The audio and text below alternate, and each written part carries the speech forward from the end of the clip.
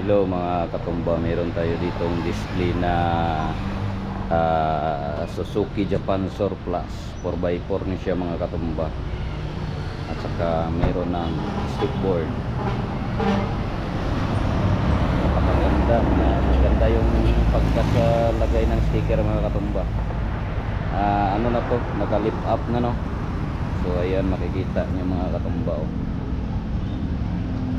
Suzuki Rosco Motor. Meron na siyang capacity. Yan. At dito sa harapan, tingnan nyo mga katumba, napakaganda tingnan. Cut eye po ito, scrum mga katumba. Ikutin natin. Ayan, napakaganda ng pagkagawa mga katumba. So 4x4 5 speed po ito. Dito lang yan makikita, dito sa Manolo inside Rosie Building. Ayan. So dito naman meron tayong 15,000 down dito mga katumba 4x2 latest model. At saka meron ding repo no. Ito dito sa likuran ating alamin. So ito 4x4 to, latest model Suzuki mga katumba, color black. Ito rin new model 4x4 5 speed po ito. Ayan, makitingnan yung mga katumba. Ikutan natin mga katumba. Napakaganda. Ito yung color black na if-i po to mga katumba, if-i. Ito rin if-i po to, latest model or new model, big body. At saka ito napakaganda tingnan mga katumba.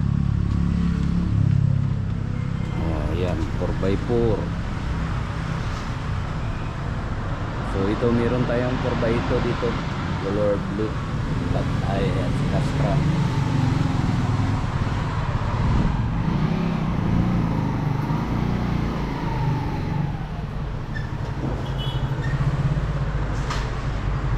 Down payment nito mga Recon natin is 25,000 mga katumba.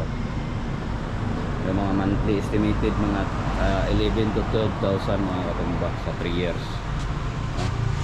Sa mga gustong mag-avail ng aming installment plan, punta lang kayo dito sa Rosco Manolo outlet. Dito lang yan sa Rosie, inside Rosie Building. At saka front ng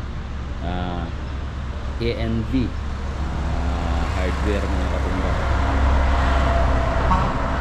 So ito pa mga katumba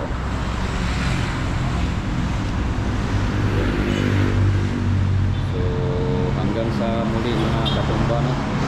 Hanggang dito na lang yung ating video.